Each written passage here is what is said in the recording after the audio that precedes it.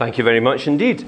Well, I'll do that. I'll introduce myself, and my name is Alistair Donald, and I am currently the University Chaplain at Heriot-Watt University in Edinburgh, which is a science, technology and engineering university. Before that, I was for 10 years a pastor in a Church of Scotland rural parish. And before that again, I was a scientist, so that's why I'm here, I suppose. And my PhD research was on the climate change through pollen analysis, so fairly recent deposits, kind of 12,000 years, that kind of thing. So looking at that. And after that, I did some research on acid waters, acid rain, Sauerregen. That used to be such a big fashion, and fashions come and go, as you know. So this is just, I put this on just by way of introduction because I thought it would be useful to have a number of just pictures, not quite random, but to show that we have many kinds of problems, environmental ones in the world, issues. Some of them are like preserving pristine environments. That is, in fact, the Tatras National Park, which I've not been to, but I would love to go to. It's not very far from here. The birds flying away are from somewhere in India, corals. There's some Tai Chi by some very resilient people in China who are doing Tai Chi with face masks, and you can hardly see the other ones because of the smog. So some of these are good things we want to preserve, the redwoods on the far side there. And some of these things are problems we want to solve. This is beautiful Poland. This is not so beautiful Poland, the rubbish dump in the bottom. I thought we'd better get some local things. Water pollution, drought, the bottom right hand, underneath there at the bottom, often at the lower point of people's concerns, the international impact there. The top right is Pembrokeshire Power Station. It's a little bit of a cheat because it was firing up after a long stop, so I suppose it didn't always look quite as bad as that, but it made a good photo. And this one here is one I will refer to earlier. This is supposed to be, I think, the largest wind farm in Europe. It's right behind where the village I was brought up just behind in the south side of Glasgow. And those moors that I used to walk along as a boy, it's now a little more hazardous and certainly not so quiet to do that. So those are the kinds of things we have, just very much an overview of the kinds of environmental problems with which you'll be aware. The structure of the talk is on the outline. I'll say some words of introduction about why, setting the scene really of why this is an issue for Christians. Partly it's because the Christian faith has been attacked on the basis that we allegedly do not care for the environment. So I'll be dealing with that in the introduction. Then we'll be looking at the basis of Christian care for the environment, looking then at different ideologies of exploitation, because there has, of course, been exploitation of the environment. And then 2 case studies, and I'll be comparing and contrasting the things that I know something about from a scientific point of view, which would be acid rain, acid waters, and climate change as well, with some conclusions, I hope. So this is an illustration of the kind of difficulty that has faced the church for many years. This is a quotation by 1990. It goes back a while, but really the concern about the alleged negative impact of Christianity does go back some decades. And this was the then Director of Friends of the Earth. In any objective analysis of the root causes of today's environmental crisis, there are many who still incline to the opinion that the Christian church has always been, and still is, part of the problem rather than part of the solution.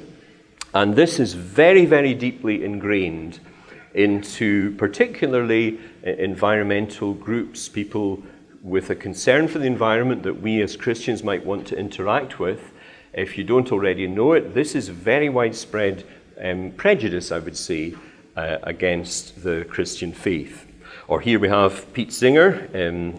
Some time ago, again, we've got a lot more extreme things said recently, but this is going back really as far as 1976. It can no longer be maintained by anyone other than a religious fanatic that man is the special darling of the whole universe, or that other animals were created to provide us with food, or that we have a divine authority over them and divine permission to kill them. So if you disagree with his statement, you are by definition a religious fanatic. And then we have the historian of culture, historian of civilization, Arnold Toynbee, died around the same time as the Singer statement, who says this: a right religion is one that teaches respect for the dignity and the sanctity of all nature. A wrong religion is one that licenses the indulgence of human greed at the expense of non-human nature. So we've got this categorization then into right religion and wrong religion. And the conclusion of Arnold Toynbee was concluded that the religion we need to embrace now is pantheism, and the religion we need to discard is Judaic monotheism, which together with Christianity believes that mankind is morally entitled to exploit the rest of the universe for the indulgence of human greed. So there we are again. Christianity allegedly believes that greed is good in terms of the environment. Well, we might wonder where indeed that view comes from. And the strange truth is that that view has kind of gone into the mainstream of discussion from one single paper, a misguided paper. It's written in the scientific journal Science, but it was written by a historian called Lynn White, who was a he, not a she, just so we know it's he, Lynn White. And this short paper, The Historical Roots of Our Ecological Crisis, you can find it on the internet very widely. It's just 6 or 7 pages long, I think.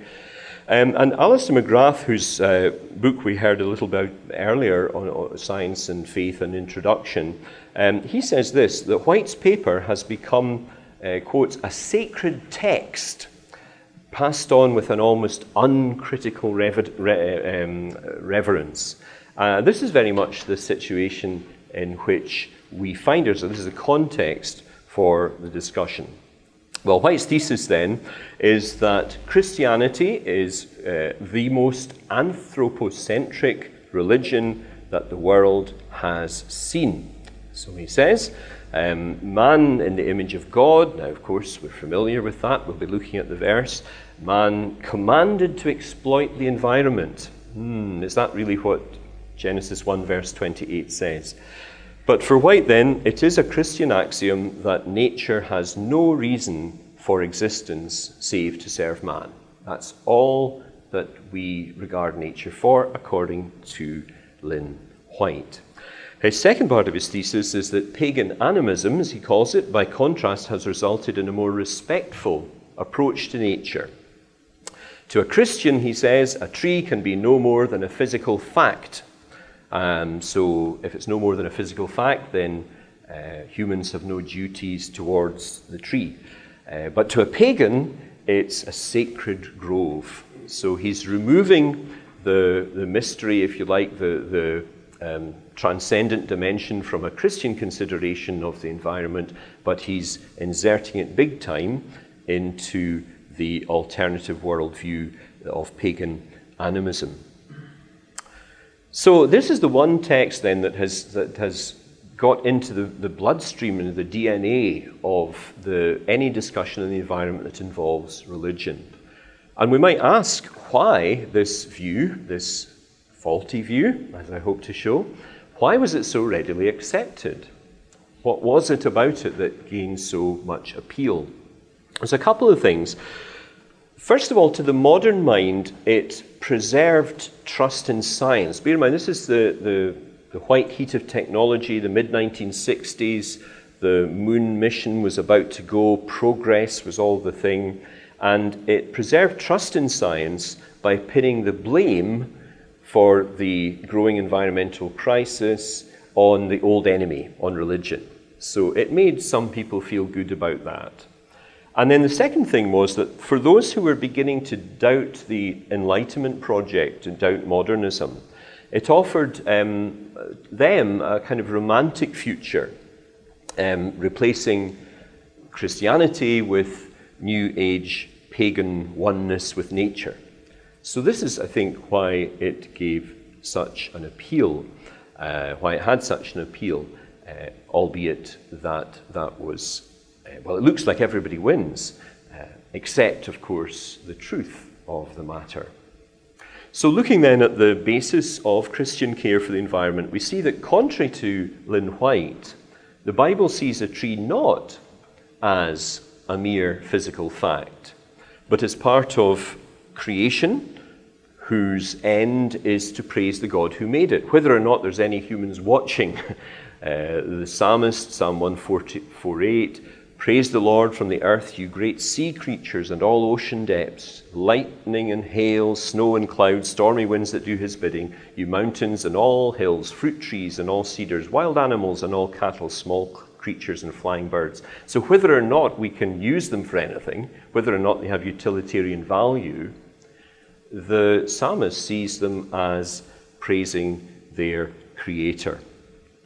Then the whole basis of that was mainstream part of Christian thinking for many years. Just take the case of Augustine, an early thinker, and he saw that that the natural world pointed to the Creator. He did see a danger in that, because in his Confessions he says here that he had been kind of distracted from the giver to the gift. So he said, the lovely things, the beautiful things that are nice about life that God has created, the lovely things kept me away from you, O God, things which would not even exist if it were not for you, and so on. You were radiant and gleaming, put my blindness to flight. You blew fragrant breath towards me, and I drew in my breath, and now long for you. I tasted you, and I hunger and thirst for you. So he sees that creation does point to the Creator, albeit he personally was kind of distracted from worshipping God for the early part of his life, as is well known. So looking at the basis then of Christian care for the environment, the first major heading is the biblical doctrine of stewardship or dominion. So we've got Genesis 1 verse 1, in the beginning, the fact there was a beginning. In the beginning God created the heavens and the earth. Then mankind in God's image, in the image of God, verse 27, and then this, the crucial verse for the discussions with Lynn White and others. God blessed them and said to them, be fruitful and increase in number, fill the earth and subdue it, rule over the fish in the sea and the birds in the air, birds in the sky, and over every living creature that moves on the ground. And when we move forward into the Mosaic covenant, it spells out how this dominion was to be exercised. So it was never viewed as a exploitative, domineering command. That's not the way it was interpreted, certainly, in the rest of the Old Testament. And we see this in Deuteronomy, little law, one of the laws, if you come across a bird's nest beside the road, either in a tree or on the ground, and the mother is sitting on the young or on the eggs, do not take the mother with the young. You may take the young, but be sure to let the mother go, that it may go well with you and you may have a long life. So kind of ecological concern back in the Torah. And then even in extreme cases of battle, you might think, well, surely it's all hand to the pumps in battle. But no, when you lay siege to a city for a long time fighting against it, do not destroy its trees by putting an axe to them, because you can eat their fruit. So fruit trees had to be avoided, even if you're trying to build siege ramps and so on. So there is this thread. There could be many other examples of what the Old Testament means by dominion as opposed to domination. And then the consequences of neglecting God's covenant are spelled out in many places. In the prophets, we have here in Isaiah 24 that the link really that by neglecting stewardship and breaking God's covenant, there will be consequences. There will be consequences. And so Isaiah 24, 5 and 6, the earth is defiled by its people, disobeyed its laws, and so on. A curse consumes the earth. Its people must bear their guilt, therefore earth's inhabitants are burned up, and very few are left. So there's a link then between the breaking of this covenant with God, between God and his people. If they neglect that, then there will be these adverse consequences. So moving on then from the biblical basis for care for the environment to looking at some historical theology, and looking at really, again, a kind of a broad sweep. This presentation has got different components. I suppose you might say some history, some theology, some science, but I hope that's a good thing and not a bad thing, but it means we don't go into huge depth on this historical theology. But starting off, it may seem a bit bizarre with a modern theologian, Clark Pinnock, who's quite well known and may not be someone that we would agree with in every respect, but he says this: "We are trustees of the earth, and we are fellow creatures with its inhabitants. Spirit calls us to ecological consciousness. We are dependent on nature and belong to natural order. It's not simply an object for domination and exploitation, but the Spirit's project to be redeemed along with us. Nature is our home, blessed by God who took flesh, and is destined for renewal." Now, of course, that may be thought of is this just kind of sweeping up after the damage caused by the Lynn White paper, and you know, is it a very, what we say, this is an idiom, idiom alert, Johnny come lately. That means someone has come very late to the discussion. Is this just because someone has come late to the discussion? Well, no, it's not, because we saw Augustine awareness of nature, and in the intermediate period, many cases. I'll mention some of the Celtic Christian tradition. This is attributed to St. Patrick, second half of the 5th century AD, and you can see the concern, you know, the kind of not worship of nature, but viewing nature as something that points to God, and even in things like the flash of lightning, the swiftness of wind. And this is quite common.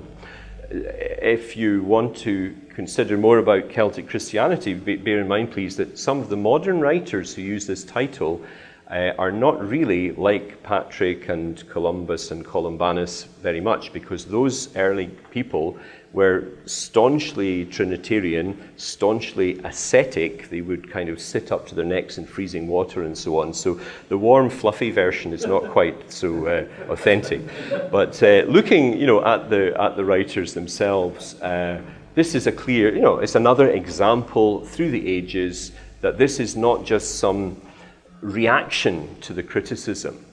This is some thread that goes through different strands of historical theology. There were, of course, exceptions. One major exception would be Thomas Aquinas, who argued that hunting animals was just and natural. But when he does that, when he comes to that piece in his Summa Theologica, he quotes Aristotle rather than the Bible as an authority. And of course, Aristotle had a very utilitarian view of animals. You know, they're there for man's use and for man's use only. That was how he argued. And like many things with Aquinas, he kind of imported great strands of Aristotle, the whole business of geocentrism, which came to be so controversial in later years. Of course, that came from Aristotle via Aquinas into the teaching of the medieval church. So there were these exceptions, but they were not based on the Bible. Luther, on the other hand, back to the scriptures, mentioned that the treatment of animals will have eternal significance, whether for good or bad. We must give an account. Arbitrary killing of animals, for example, for sport, was not permitted. It was okay for food, but not for sport. Luther did like his sausages, I think, or beef, so, from what I gather. When we get into Calvin, Sermons in Deuteronomy, and he's commenting on some of these verses that we looked at earlier. When God put the brute beasts in subjection to us, he did it with the condition that we should handle them gently, that as we deal rightfully with men, so we should use the like duty towards the brute beasts. So treating your animals kindly is, again, not a modern reaction against stuff that has been right in the mainstream in the 16th century.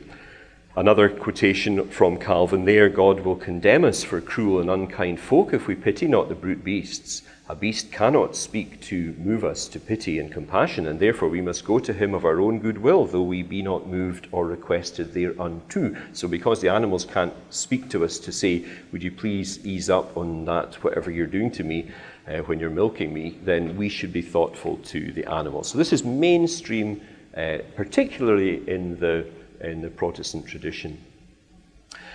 The next century here, the 18th century, came across this fellow. Has anyone heard of Humphrey Primat? Because I hadn't before preparing this.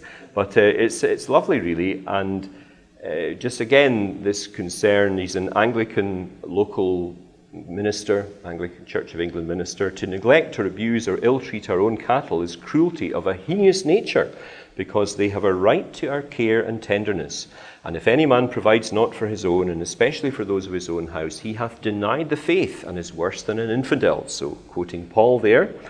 But our mercy and regard is not to rest there. It is further our duty to be always ready to relieve and succor the miserable, whether known or unknown to us. Any beast in distress, be it ox, ass, or sheep, or other animal, has a claim upon us of assistance. So again, right through the tradition, this is quite normal. Well, I'd like to look now at the third heading, which is ideologies of exploitation, and I've headed this Enlightenment Domination of Nature. There'll be other subheadings, as you'll see from the outline, and I think this is where the big switch came. In the Enlightenment, there was a switch from interpreting dominion, which is a kind of stewardship idea, that we hold the world in trust for God, and it was moved on to this domination. And of course, in English, those words are kind of similar roots. I don't know if your own languages how they would pan out, but domination is, of course, much more aggressive, exploitative idea.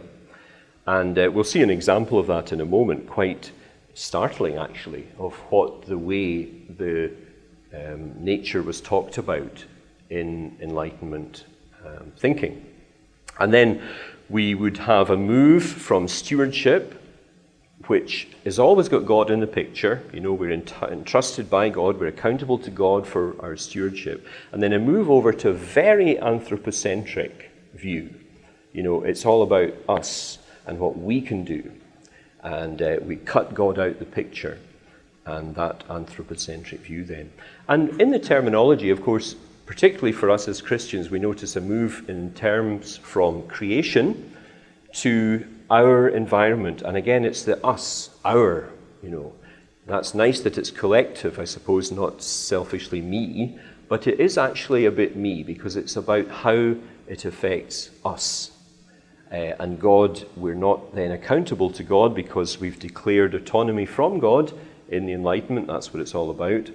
And this is a quotation here, which is not quite health warning alert, but Thomas Spratt, in his History of the Royal Society of London, 1667, I mean, quite an early date. We just look at some of this here. She, nature, she, as it is said of other mistresses, is also a mistress that soonest yields to the forward and the bold. The beautiful bosom of nature will be exposed to our view. We shall enter into its garden and taste of its fruits and satisfy ourselves with its plenty. So this kind of idea, you're actually ravishing nature, you see. So this is where this thinking comes from, and guess what? Christianity later got the blame.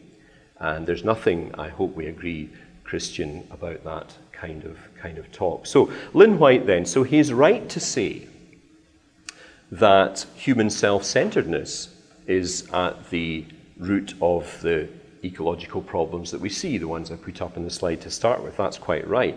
But he's absolutely wrong to blame this on Christianity rather than on the autonomous from God Enlightenment. That's really where it belongs there. Another ideology of exploitation I thought would be worth mentioning, seeing as we're in Eastern Europe, where there was this experience in the past, Marxism. And I've just got one example here from the USSR, where concern for the environment was dismissed as reactionary bourgeois sentimentalism. You'll remember the terminology. And this interesting study here by Douglas Viner, Models of Nature, Ecology, Conservation and Cultural Revolution in Soviet Russia. Of course, you see the date 2000, so he's been able to access the original sources in the 10 years between the changes in the USSR and the time of publication. Many politically active Soviets viewed nature as an obstacle to socialist reconstruction that had to be conquered. In the popular literature and the press, antipathy towards harsh nature frequently led authors to anthropomorphize nature. Nature was portrayed almost as a consciously anti-socialist force which needed to be suppressed. Now this shouldn't really surprise us, because Marxism is a child of the Enlightenment. It's the autonomy from God, it's the humans can do it, and any opponent, whether they're bourgeois revisionists or storms or rivers, they even transferred the river Ob, was it?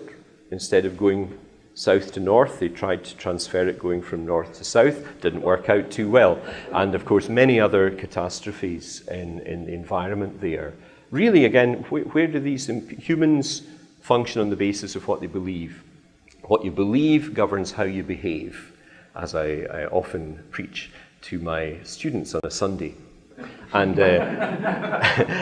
believe the right stuff, and then the rest may follow. But you know, when you believe that nature is to be ravished and despoiled in late 17th century England, or when you believe that nature is a kind of bourgeois plot trying to spoil your socialist reconstruction, something goes seriously wrong, and the consequences are there for all to see.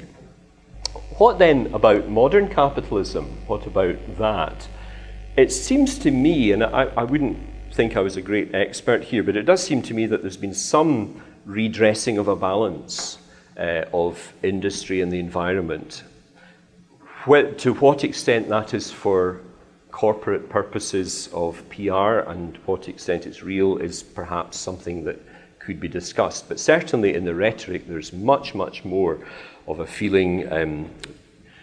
BP, British Petroleum, had a shield for many years, a green shield like this, just BP, and about 20 years ago it changed to be a nice flower because they were so green, you see, and that would be typical of many large companies. So there's been some redressing of a balance, but there's certainly still been an eclipsing of the belief that God covenants with the world, and it's been replaced with more of a kind of Gaia type of thing, pantheistic kind of thing. But there is certainly some change. It is still Enlightenment based. Think of the ozone controversy of 20 years ago, and it was a problem. Why was it a problem? Because we would get burned, you know. So again, it's all about us. It wasn't even then for the protection of the planet for its own sake. It's because we would have a problem. So it's quite anthropocentric. It's useful to us, the ozone layer, so we must sort it out.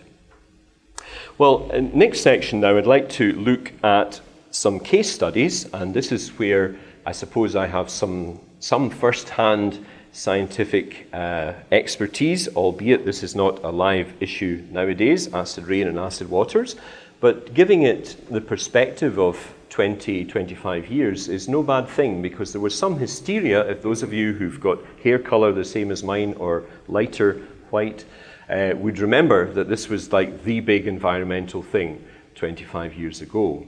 And I wrote a number of papers. I think this is in fact the last scientific paper I ever published, 1992, so I know it's ancient, folks, but there were a few others before then.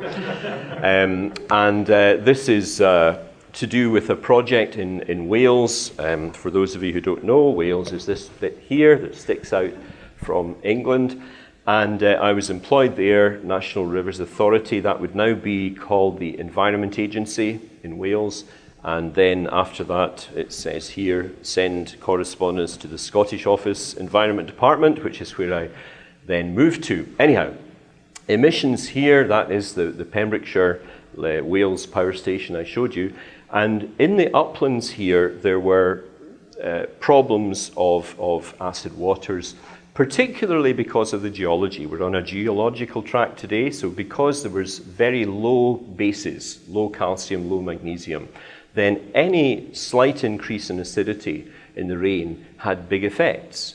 There would be, for example, when you get more acid deposition, if there's no calcium and not enough calcium, not enough magnesium, then what anion will it pull out? Well, it'll pull out aluminium, particularly ionized aluminium, Al3+, which is very toxic to fish. So that was the thinking behind this here project, which I was involved within for a number of years earlier in my career.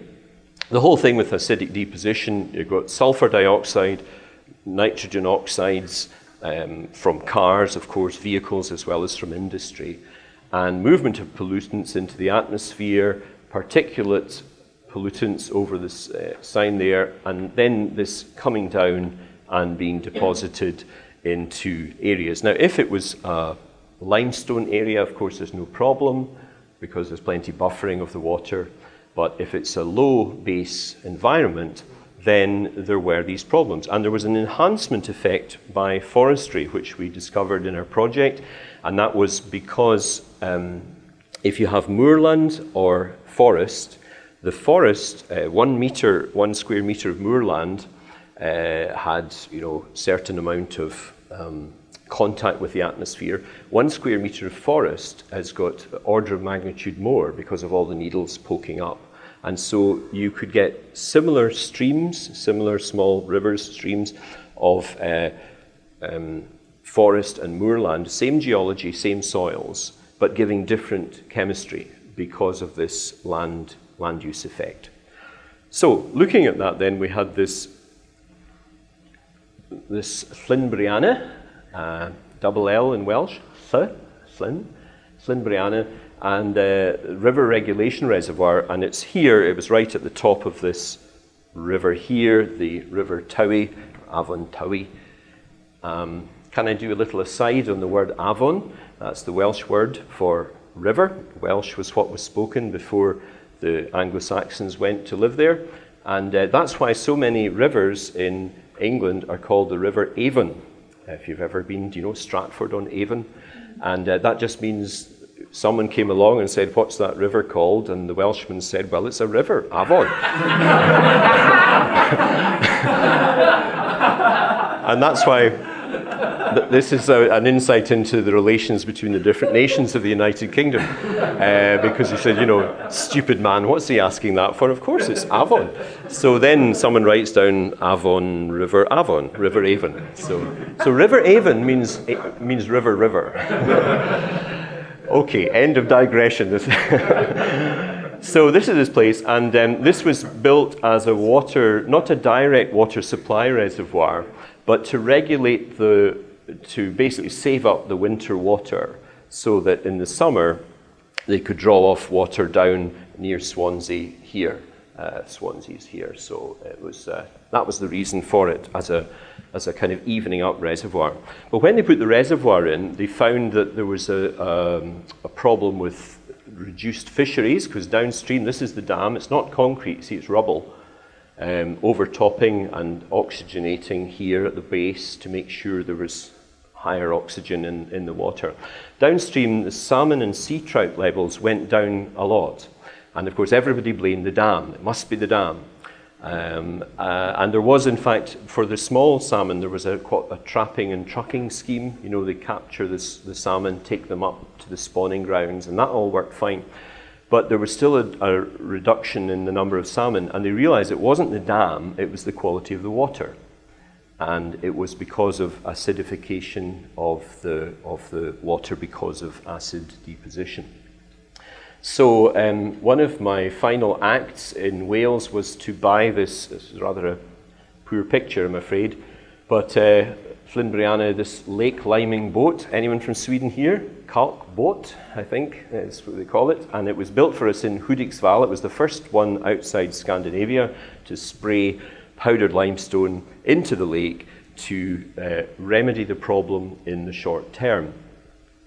And the pH, of course, has, this was beforehand, 1991, and some less than 5 events, less than pH 5, sometimes around about pH 5, quite common. And then, of course, surprise, surprise, once you put lime in it, up it goes. And you think problem solved? Well, not really, because someone said it's like taking an aspirin for a serious disease. You get the headache away, but you still need to get the root cause sorted. Fisheries, you can see the response there was the number of fish in different years. So kilometres downstream of the dam, and you can see in 1990, well, there were barely detectable, some of these, in 91 a few. And once you got in after the liming, then the numbers of fish, 93, the dark one, 94, 95, the yellow one. So the problem that was addressed was solved. I suppose that's what you would say. But the real long-term benefit was not from the liming. The real was when they put the European directives on emitting sulfur from power stations, and these are the trends of emission from the European Environment Agency. Again, 1990 on the left here, 2010 data. And you can see that the different substances, whether there's, we used to call them NOxes and SOxes, SO2 here, one coming down, and yeah, downward trend because of the different legislative innovations that were brought to reduce sulfur emissions. And you can see here, in terms of the flash events which were damaging to fish, 79 to 94, this is the discharge in litres per second of one river. There was a huge monitoring network in the UK for about 25 years, and so we can do these comparisons from low pH, this is which becomes damaging to fish, quite frequent at fairly low flows, and then gradually much better that you can go up to a bigger flood with not so many of these things happening. And the more recent, 95 to 2001, you can see that everything has flattened out quite well, and we're avoiding this pH, between pH 4.5 and 5 that was the problem for the fisheries. And this is repeated in streams that are not limed. So this is what we had. This is just a slight upward trend in pH in the river Dorothea. And just shows that there's a bit of an upward trend in the moment. That's 1992 in the left hand and 2010 in the right hand. Looking at the European picture as a whole, this is, I don't know if you're familiar with this term critical loads, but it was a calculation to see how much pollution of sulfur dioxide and nitrogen dioxide can a certain part of land take, bearing in mind its sensitivity, bearing in mind its buffering capacity. And we're comparing 1980 and 2010. And you can see an absolutely huge difference that the loads, critical loads, have been reduced quite considerably. And the red zone, which is the, where there's far too much sulfur and nitrogen coming down, has been considerably improved due to the policy that was adopted. What's happening to Belgium and Netherlands? Yeah. Nothing. Yeah, I think the Dutch enjoy their industry quite a lot, but I don't know the specific reason for that, but it's probably the sheer intensity of Lower Rhine industry. I would think so. One or two. So, summary then of acid rain and acid water's problems and outcomes. There was damage to forests and fisheries. It was shown to be due to acidic deposition. There was intensive monitoring of rainfall and waters, and that quantified the problem. And then there were temporary mitigation strategies, such as the liming I mentioned. And finally, reducing emissions had a known effect, and the predicted reductions, the predicted impact of the emissions reductions did have, were confirmed empirically. So hold that in your mind before we look at the next one. The next one then, global warming and climate change. We have heard a bit about that already from Paul, and I've tried to snip out anything that might be looked at as overlap. But the conventional wisdom, I think we can summarize it like this. Conventional wisdom and climate change. There's an increased emissions from CO2, that's undeniable. This increased CO2 will lead to ever-increasing global warming. That is much more debatable. There will be tipping points, sea level rises, extinctions, and ocean acidification. Now, in the past, CO2 levels have been much higher than they are today, and the oceans didn't acidify. So some of these, we have to be a little bit skeptical in a good sense. All science should be skeptical. There should not be such a thing as consensus science. I think if there's such a thing as consensus science, then maybe scientists have stopped being scientists, because we should always be questioning theories and checking the theory against the facts empirically. Climate change will be irreversible, so human emissions of CO2 must be stopped as soon as possible. And to stop climate change, the favourite phrase, energy sources must be shifted from coal, gas, and oil to solar, wind, and biomass. So, okay, what do I know about this? Well, my PhD, so going back before the acid water stuff, this was my PhD where vegetation is a proxy for climate. You'll be familiar, there were no thermometers 1,000 years ago or 10,000 years ago, so what scientists use is the proxy method of looking at things, and this was one of the methods.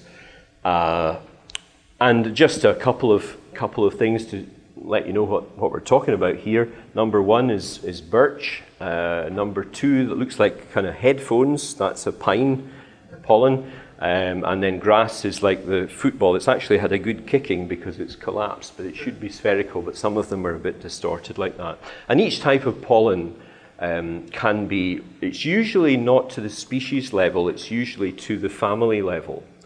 But it's preserved in sediments, whether it's in peat or in lake sediments, for tens of thousands of years. And even if there's mineral sediment, you can boil the sample in hydrofluoric acid. I used to do that in a fume cupboard with no one else in the lab. Can you believe that? I boiled away my hydrofluoric acid, and one drop of it, and you've got problem with your central nervous system or something. But those were different days, folks.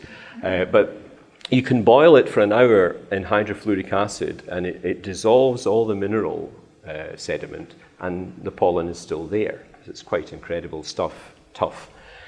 So looking at that then, what I did was, this is just one of a number of things, just for illustrative purposes. This would be at the end of the last ice age, here down at the bottom, and you've got things like juniper coming in first of all at the end of the ice age. You've got then a peak in birch, and then the birch gets shaded out by hazel, corylus, you see on the side, and as you come nearer in time it gets warmer. You've got oak coming in, and then wetter, so alder, alnus comes in. So that's the kind of thing. So you can infer climate over the period, and you can compare different regions and so on. So that was, I don't get much chance to show my 30-year-old research, you see. So there we are. But that just shows you the principle that you go down, 4 meters, and you're going back 10,000 years. Now, when I was writing that, this was common knowledge, you might say consensus, that if the axis has changed now, time now goes along the x-axis. So you would be, this was Hubert Lamb, 1965, would be the standard reference then. that it was warmer in the medieval period, the year 1000 onwards, than it is today. This was conventional wisdom. And this diagram was actually reproduced in the first IPCC report. Nobody questioned that. That was just, yes, there was concern about this right-hand side there going up quickly, but this was accepted. Looking at comparing that curve, it's now red in this one. The one that is black there is now red. But a comparison of the original Lamb paper shows that, in fact, the IPCC had reported the extent of the warmth in the medieval period, round about the year 1200. And then looking at this is this famous graph which has changed the thinking of nearly everybody on the planet. And comparing that here, again, you've got the last 1,000 years, and this is the famous hockey stick of Michael Mann et al., 1999. Now, what's going on here? These are the proxy measurements, except for the red ones. The red ones are temperature thermometer measurements. The proxy measurements are the reconstruction, the blue ones. Wide variation, you can see. The green is just the 30-year smoothed line. And then what he did was he put the current temperature from, well, modern temperature measurements from about 1830 onto the end of it. Now, this was hugely controversial for two reasons. The first is that his statistical method flattened out this that we've just seen here. And it's been shown that the method he used, you could put any numbers into it and it would always give you this, you see. So I don't know whether you can put telephone book in or something, but that's just been shown that this is really quite discredited now. But the second thing which is controversial is that not only did he put in the current temperatures kind of bolted onto the proxy temperatures, but he snipped off the proxy temperatures coming to the present day, because of course you can still look at pollen or tree rings in this case up to the present day. But if you continue the blue line to the right hand side here, it would do this, you see. Now there may be many reasons for that. I'm not saying it's a conspiracy, but the fact is that if we're believing that this is important scientifically, then we should report to the end of the reporting period and then say, well, if there's a discrepancy between the proxy and the measured, well, we should be reporting that and discussing it. Sorry, and what does it mean with the blue peak on the right? Oh, well, this is there is this blue peak here, and this one here. Yeah. Well, it goes back down, and then where he cut it off, it would have gone back down like that. And if this has been shown in many publications. So, yeah. In England, there's a thermometer temperature record from 1772 onwards, which is quite good. And you do see nobody's denying there is a slight warming, for sure. The question is, how much, and how much that is a problem, and how much it's maybe just a natural recovery from the Little Ice Age. Those are the discussions. This is the satellite measurement of the troposphere.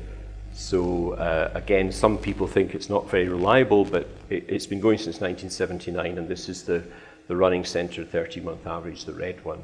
Interestingly, the policy on climate change for the last 25 years was set round about 1998 onwards, when of course it was going up very fast. And I think that a lot of, we perhaps had the policy was driven on the basis of these few years, and perhaps has not accounted for the rest. In terms of models, this is the 90 different models here. Hadkrut is the temperature record, and this is, as I said, the University of Arizona troposphere.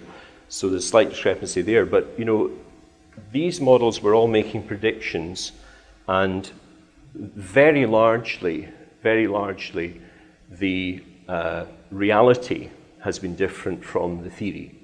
There are many reasons given for this 18-year standstill that we have at the moment. There are currently, I think, 52 explanations or excuses or whatever have been given for this. But I do think that as scientists we should be interested in that discrepancy.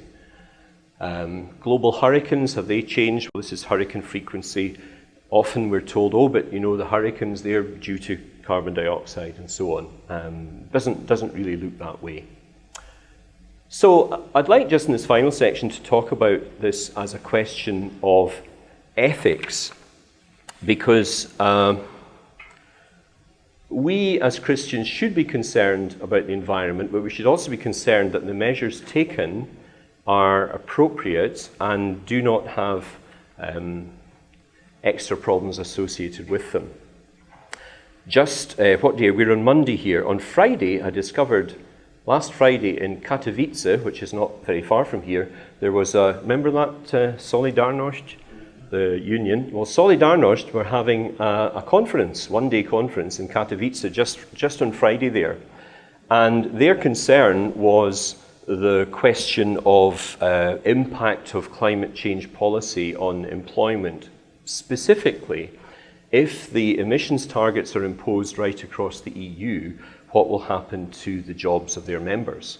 Because energy is now very much more expensive in Europe compared with the USA, because in the USA they've got the fracking, so on going.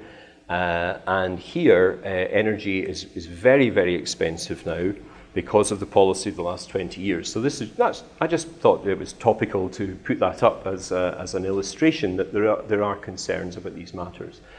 This is the wind farm I mentioned at the start of my talk behind my, I don't think it has the village that I was brought up in, it's just off the map, but there are these huge number now, 215 turbines, 539 megawatts. The Scottish Government wants to have 100% renewals in the energy. I'm not sure that's achievable. I don't know, maybe there are people here. I don't think that's a possibility because you need the base load. We have 2 nuclear power stations, but they're going to be decommissioned within the next 5 to 8 years. And coal, the main coal power station has just been shut down within the last year. So there are these kind of things. I do think it's a question of ethics here, in the sense that I've just taken 2 particular things, one from the developing world and one from the developed world. There are many, many issues I could have mentioned. We've got, this is palm oil. In Indonesia, there was, between 1992 and 2010, there was 10 million acres of forest, of rainforest were felled. Now, 30 years ago, WWF would have been very, very concerned about that. The 10 million acres, that's double the size of Wales that we saw earlier. And there were great concerns because some other land was taken out of food production. And the UN's special rapporteur, no less, on the right to food, called it a crime against humanity. Now, it wasn't widely reported. On wind farms, there are issues of wildlife conservation. Birds can get killed. There's landscape blight.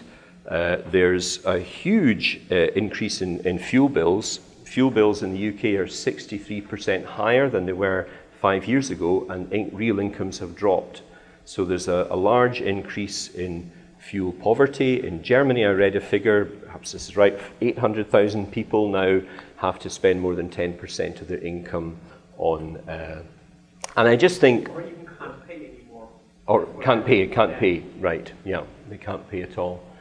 So climate change policy, question of ethics, I just think as Christians we need to put the whole discussion, rather than just echoing the prevailing view and sort of going along with that, we should look at the whole picture. This is just a number of the other things which are now, these are all negatives. But I think we need to redress the balance. You hear about the other stuff a lot, and we don't hear so much about these. There have been people cleared off their land summarily by third world governments to make way for large farms. There's a transfer of wealth from the poor to the rich. Certainly in my country, it's the big landowners that get lots of money from these wind farms. And I know that, I think it's right, in Denmark, they've slowed down the number of new wind farms because it was getting very expensive to subsidize all this. So, destruction of jobs, that was the Solidarność point. Comparing the two then, comparing the problem and the policy solutions of acid waters on the one hand and climate change on the other. Acid waters, there was concern about the effects of rising SO2 and NOx. There was a cause-effect mechanism. It was relatively simple. We understood the oxidation, the deposition, and so on.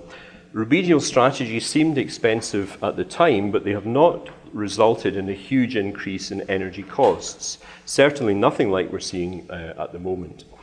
There was a demonstrable response to the remedial strategies. So you could test the theory by doing monitoring and find that this was a real problem that had a real solution. And there were no demonstrable adverse unintended consequences of the policy. And so I have then this here. There was a concern about a different molecule, rising CO2 emissions. The cause-effect mechanisms are relatively complex compared with the ones here that we're much more clear about. And we heard about, the sun and so on in the first presentation. The remedial strategies are really enormous cost, not marginal cost. And there is no demonstrable response. People say, we want to keep climate change to within 2 degrees warming. Nobody has a clue how to get that. How much do you need to reduce things by to get that? Nobody knows. And anything that Europe and North America do is, of course, completely offset by the large increase in emissions from India and China and other places. There's no demonstrable response then to remedial strategies. And important difference at the end, many demonstrable adverse unintended consequences. Nobody's saying people are acting out of ill faith, in bad faith. But sometimes, for good intentions, there are adverse consequences. And I just think as Christians we should have all of these factors in our minds if we were ever in any position to influence things. So, closing now, Christians should care for God's creation.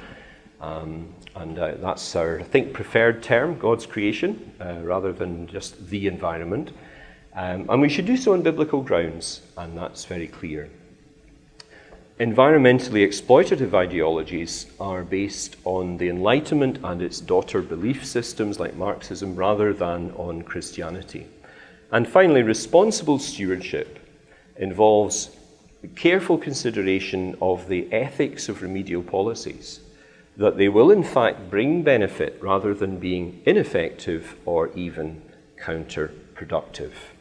And my closing quotation is from Francis Schaeffer, great apologist of previous generations. And I really like this because this was, again, quite ahead of his time in the early 70s, on the basis of the fact that there's going to be a total redemption in the future, not only of man but of all creation. The Christian who believes the Bible should be the one who, with God's help and the power of the Holy Spirit, is treating nature now in the direction of the way it will be then. It will not be perfect, but it will be substantial, or we will have missed our calling. We should exhibit a substantial healing here and now between man and nature and between nature and itself, as far as Christians can bring it to pass. So, again, this is against those who said, Armageddon is coming, we don't need to care for the environment.